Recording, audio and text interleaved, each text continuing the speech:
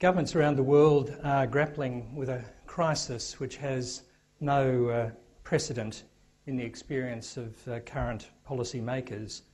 Much is at stake here. No part of the world obviously has benefited as much from globalisation as this one has. And continuing economic growth, steady poverty reduction and geopolitical stability are just some of the assumptions that we in Australia have been able to make because of it. But now we're seeing trade, which is an important indicator of the health of this region, collapsing in a year-on-year basis by 20, 30, 40%. Japan's trade exports fell by 47% in January, the worst fall for half a century. At the international level, political leaders are saying the right things: avoid protectionism, remember the lessons of the 1930s, reminders of Smoot-Hawley are on everyone's lips. And we heard it from the G20 leaders again in Washington. But what is really happening? We're very lucky to have with us today Pascal Lamy, the Director-General of the World Trade Organization since September 2005. I'm delighted to invite him to talk to us today. Pascal Lamy.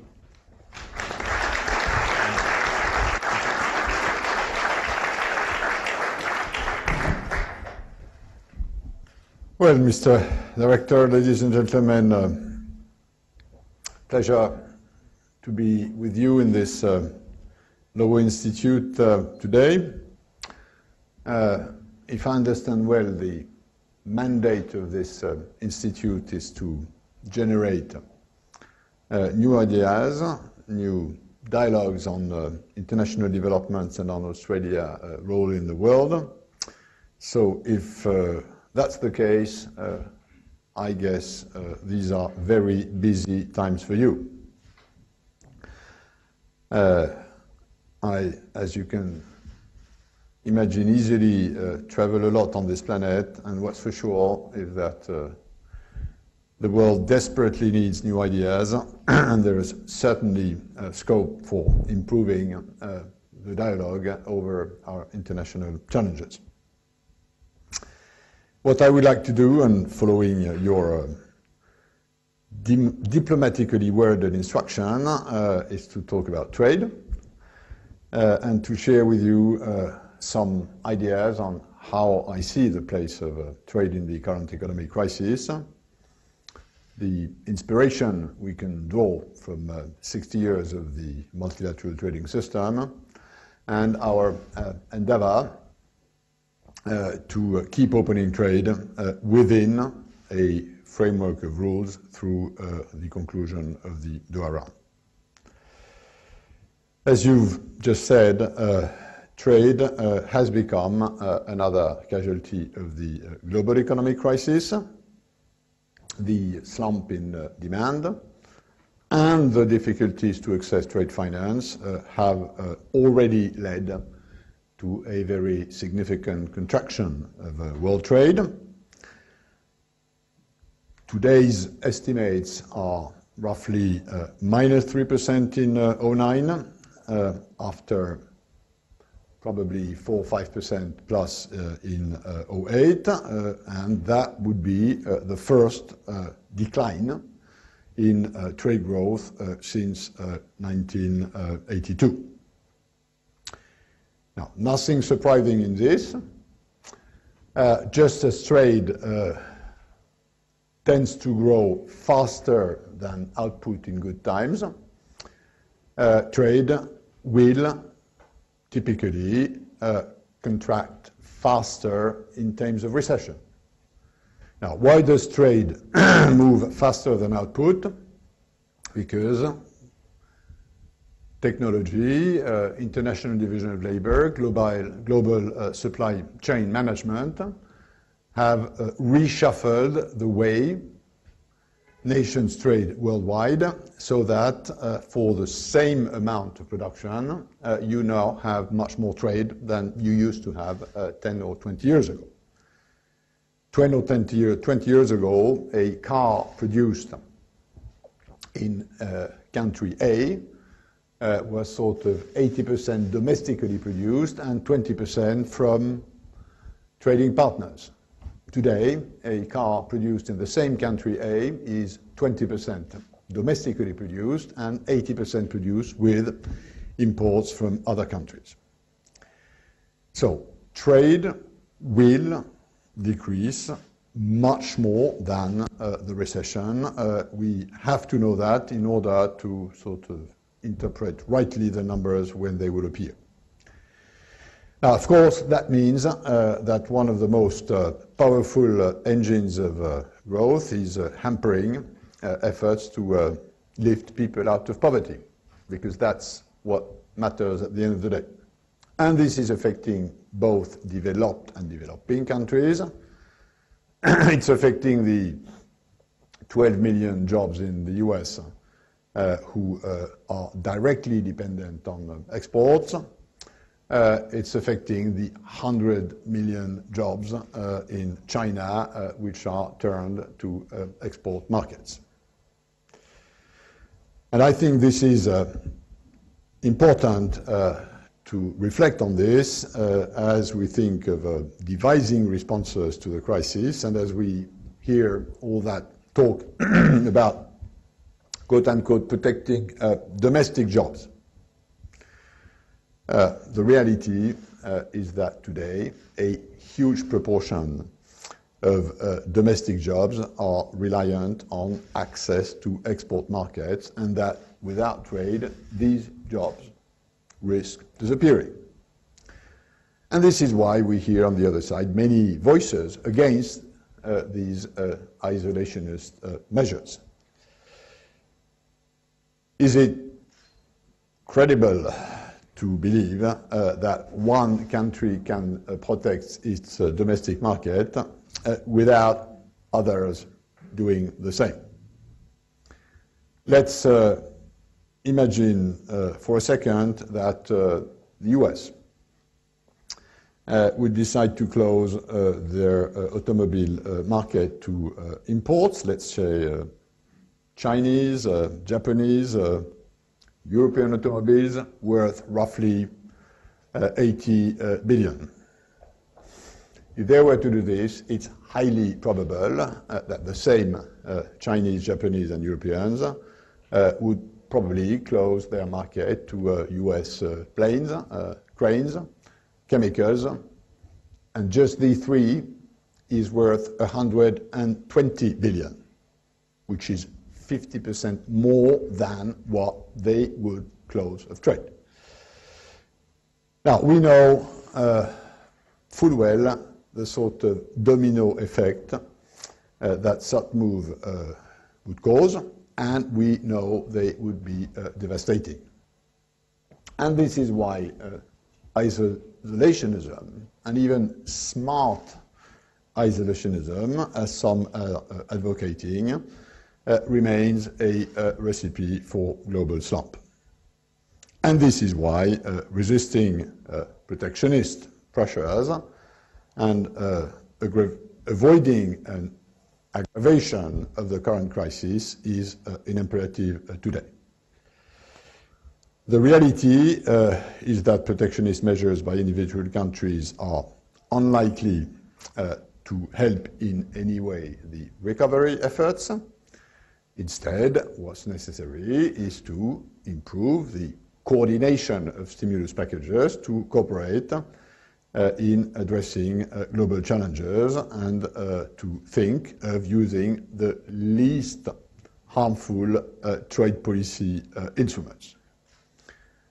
At the end of the day, the reality, and that's not always easy to translate into political debates, the reality is that the desire for protection has to be acknowledged, but what also has to be acknowledged is that protectionism is the worst way of protection.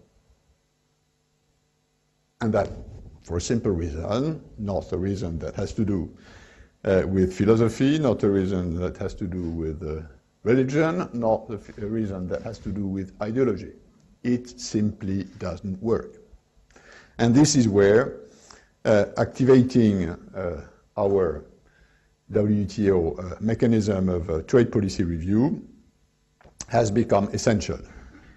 This mechanism provides our members with a forum for dialogue on how best to use their trade policy to help the recovery, while allowing a thorough scrutiny of trade distorting measures, provided, of course, the right snapshot is on the table.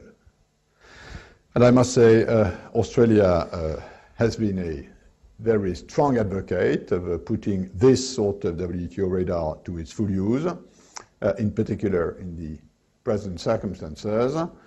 And I must say, Simon Crane and his team have been pushing a lot in Geneva for this to happen.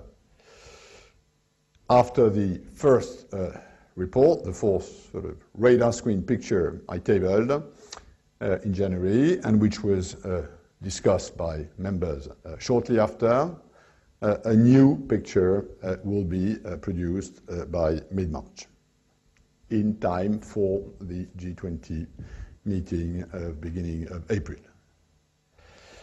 Now, this is also why I disagree with those who say that the current economic crisis requires a shift in WTO priorities.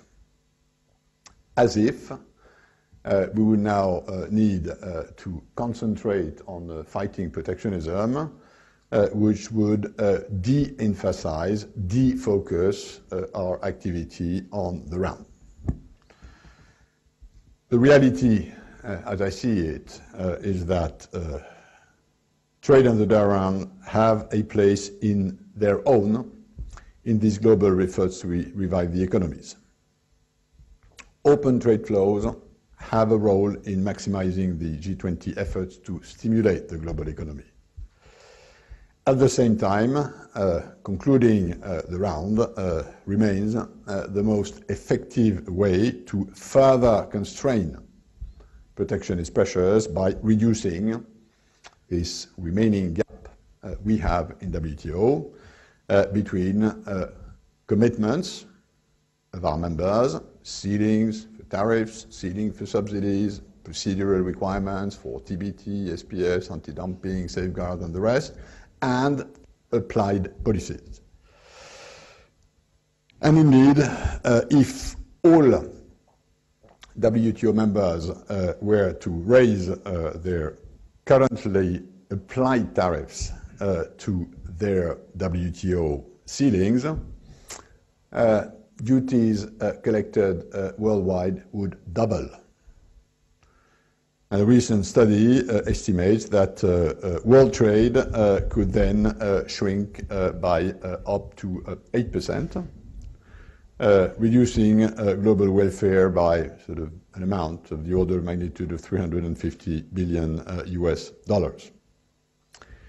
Now, conversely, with what's currently on the table in the Doha negotiations, what negotiators have already accepted in terms of concessions, tariff ceilings would be divided by 2, and the savings for the economic operators would amount to roughly 150 billion annually, which, if the assumption is that there is enough competition in the system, would directly fall into the pocket of the consumer.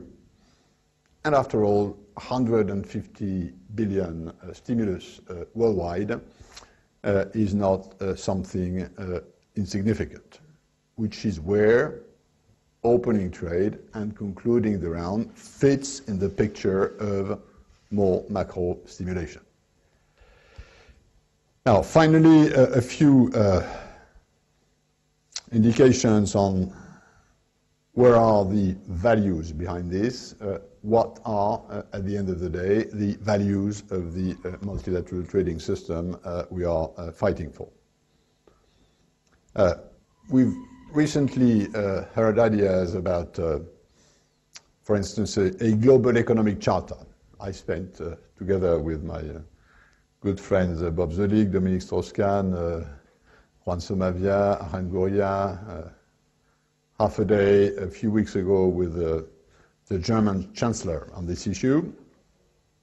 Basic idea being, given what's happening, we have a formidable occasion for the international community to rebuild a sort of basic consensus over a few principles and values that would underlie the economic relations, including this sort of what the founding fathers did in 1945 with the Charter of the UN, but bringing this at a sort of higher, visible, and somehow simpler and modernized level.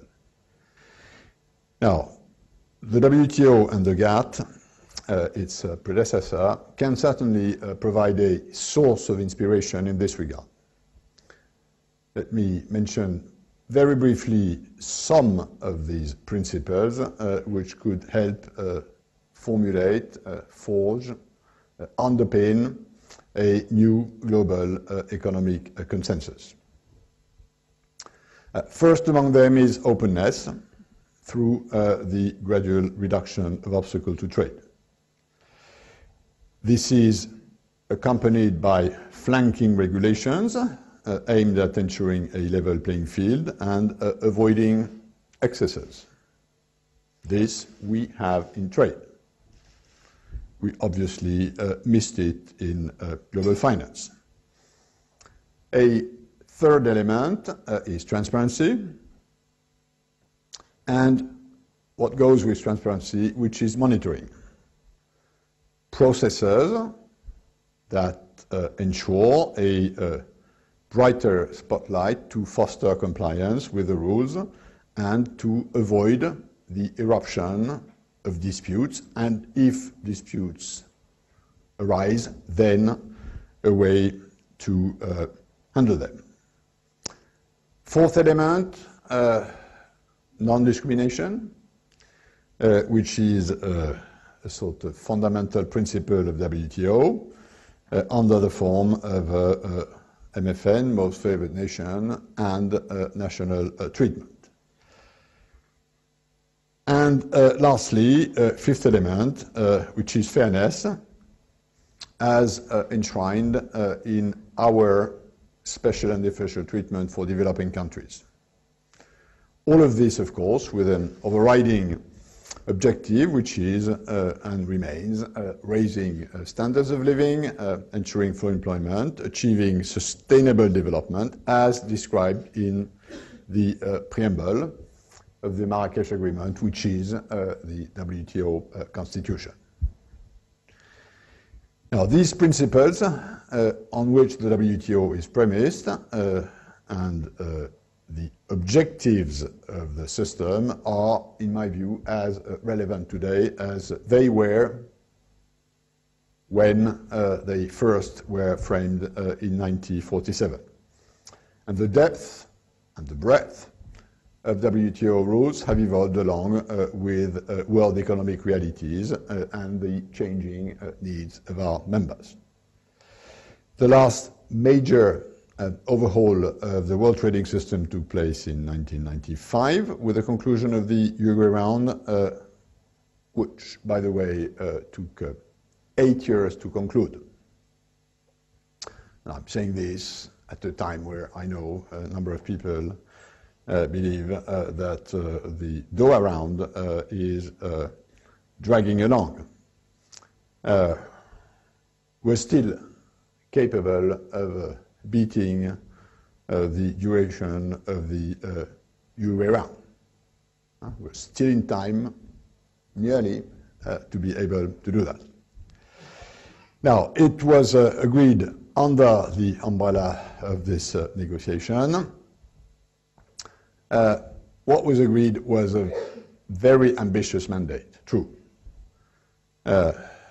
Substantially cut trade distorting agricultural subsidies, chief among them cotton subsidies, curb fishery subsidies, which contribute to the depletion of the resources of the oceans, greater opening in services trade, facilitating customs operation, opening more trade in clean technology, just anti-dumping rules, offer duty-free, quota-free to least developed countries, and of course achieve greater market access in agriculture and in industry. Now, this is the sort of basic consensus on which the Doha Round is premised, and this, at the end of the day, has to be the menu which will have to be served at the conclusion of the negotiations. And the good news is that we are roughly 80% there, and that with a bit of an extra effort, we could get to the finishing line rather soon. Now, I've heard, discussed, read recently, notably with renowned academics, that maybe we should stop focusing on concluding this negotiation because it has a sort of outdated agenda. In the meantime, the world has moved on, fluctuating commodity prices, cartelization of oil exports, currency undervaluation, sovereign wealth funds, financial instability, environmental insecurity are new issues that demand a global solution that the Doha Round would not offer. And as a consequence, they argue that the Doha Round should be scrapped and a sort of new round of Bretton Woods talks be launched with a more ambitious agenda and wider organizational coverage to deal with all these new challenges. Well, first, most of the challenges are not that new. Second, it's probably at best a classical example of trying to bite off more than you can chew. And third, at worst, it's probably a disingenuous appreciation of the politics of trade negotiations with 2/3 of its active participants today being developing countries. I don't really think it would be fair to tell African cotton producers that they need to wait until a new agenda is set to address this pressing issue of cotton subsidies, which contribute to depressing their domestic prices. I don't think it would be very credible to say that we need a new agenda tomorrow to discipline subsidies which are contributing to overfishing today. I don't think it would be wise to delay a global agreement reducing tariffs on clean technology. Could the world's poorest countries wait until a new consensus is built and a new agenda is agreed upon to receive duty-free and quota-free treatment for their exports? Now, I'm saying this because my own sense is that the vast majority of WTO members want to see the current agenda tackled and concluded as soon as possible. They want a result on the priorities that were agreed when the round was launched and whose results for them, as for many of you, are long overdue. Now, of course, WTO members need to start thinking about the next agenda, sort of post-Doha agenda. And there are obviously priorities and challenges, whether in terms of topics for negotiation, whether in terms of process of the negotiation, whether in terms of the geometry of the negotiation, that needs to be addressed. And I think serious thought needs to go into a sort of better, more coherent distribution of roles among international organizations, and the sort of challenge which we have with this more and more closely knitted planet to address global issues together. But fine for starting to think about what would be the right priorities post-Doha, but the road to the future starts with the conclusion of the round. And I think it is now as much a political imperative, and believe me, developing countries, and we have regular tests about this in our General Council and in the Trade Negotiation Committee, developing countries now want this round to be concluded. They know what's for them on the table, and they want this to happen and not to be delayed in the name of whichever clever but a bit perfectionist approach. And it's, of course, and that's my final words before we go into a more interactive part of this session.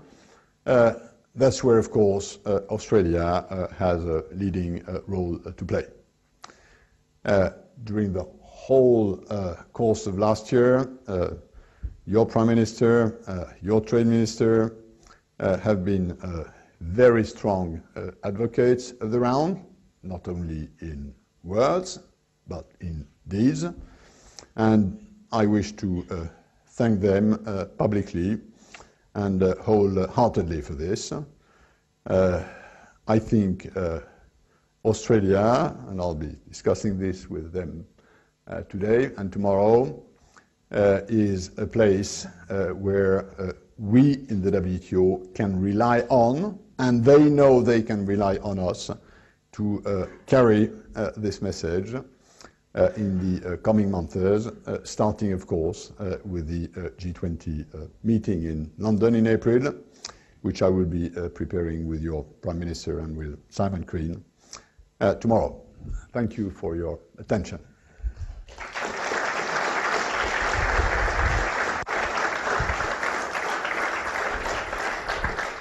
Thank you very much, Director General. We've got about 25 minutes for questions.